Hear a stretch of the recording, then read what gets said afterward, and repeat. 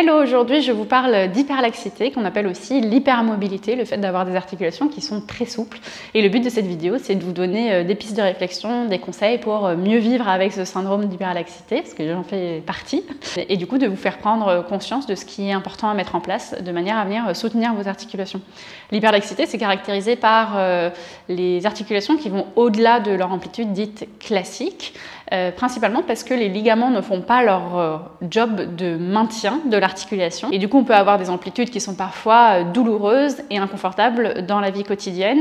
Et c'est le cas aussi dans la pratique d'asana. Donc c'est pour ça que je vous fais cette vidéo aujourd'hui.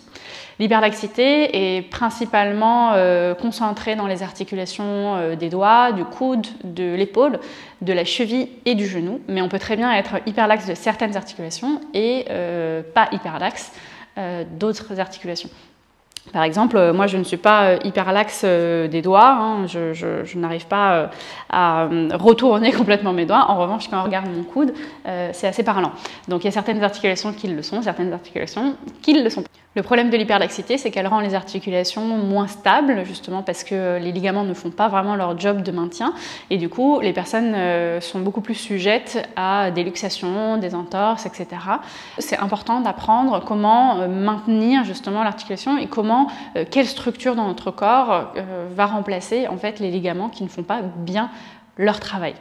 On voit beaucoup de personnes hyperlaxes dans les studios de yoga parce que la pratique posturale, qui nécessite de la souplesse, est très attrayante pour les personnes qui sont déjà très souples de nature. C'est très valorisant de commencer en fait une activité ou de mouvement physique et tout de suite d'arriver à faire des postures qui sont impressionnantes. Et surtout, les postures impressionnantes, en règle générale, sont prises pour un niveau avancé dans la pratique posturale, ce qui n'est en réalité pas le cas.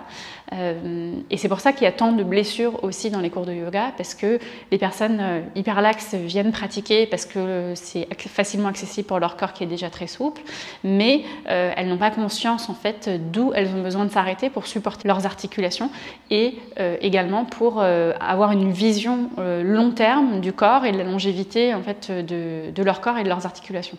C'est d'autant plus problématique que la pratique des asanas est principalement composée d'étirements passifs. Donc on va amener le corps dans des grandes amplitudes mais sans activer les muscles pour nous maintenir dedans.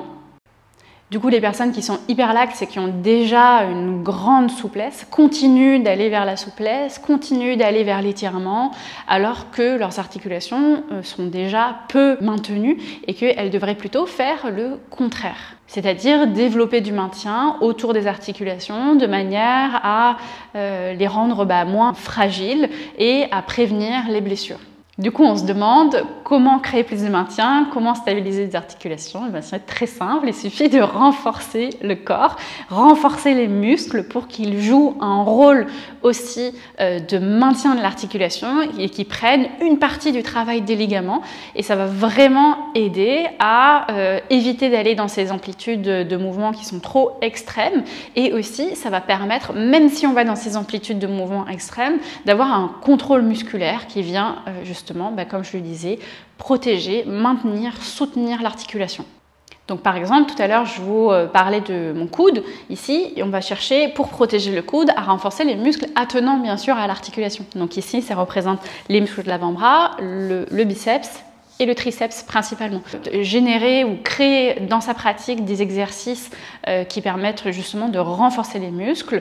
Parfois, il faut sortir des sentiers battus de la pratique pure d'asana et rajouter des exercices de renforcement, des exercices de mobilité, des exercices qui permettent vraiment de construire un muscle fort. Le renforcement musculaire a une place trop peu importante chez les pratiquants de yoga qui en majorité pratiquent uniquement l'asana. Pourtant, quand on regarde les facteurs de longévité du corps humain et qui sont les personnes qui vivent en bonne santé physique le plus longtemps possible et peuvent garder leur mobilité pour la vie quotidienne, en règle générale, ce sont les personnes qui ont une bonne forme physique, un bon tonus physique et une masse musculaire en fait qui est conservée pendant longtemps.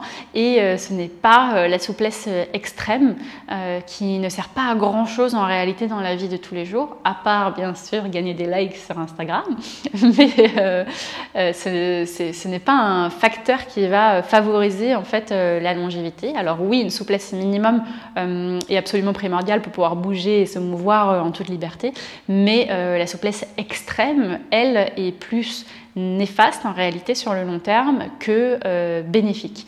Et donc c'est pour ça que ça pose des questions aussi sur la pratique d'asana, pourquoi on pratique ce qu'on pratique et surtout quels sont nos objectifs posturaux. Est-ce qu'on prend en compte la longévité du corps et du coup forcément on est moins dans cette recherche de performance par rapport aux postures en fait qui sont considérées comme très avancées, qui nécessitent énormément de souplesse.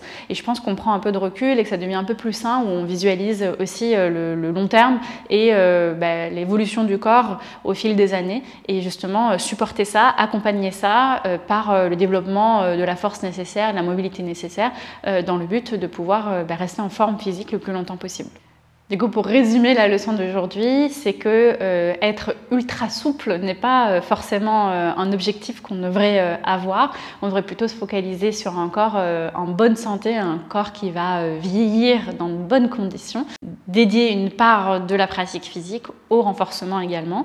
Personnellement, j'aimerais avoir moins de souplesse, pouvoir faire peut-être moins de postures impressionnantes, mais je saurais au moins que l'ultra souplesse ou l'hyperlaxité de mes articulations ne poserait pas de problème plus tard.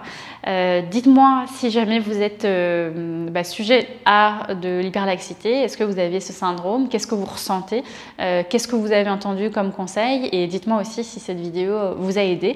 En tout cas, je vous prépare des pratiques de renforcement, donc ça sortira un petit peu de ce qu'on fait habituellement avec des pratiques d'asana, mais de manière à renforcer les muscles des jambes, à renforcer les muscles des bras et des épaules, et ça vous permettra peut-être de vous aider dans ce sens-là, si jamais vous êtes hyperlaxe ou pas, parce que même si vous n'êtes pas hyperlaxe, la force est importante. Je vous retrouve la semaine prochaine pour une autre leçon. À très vite.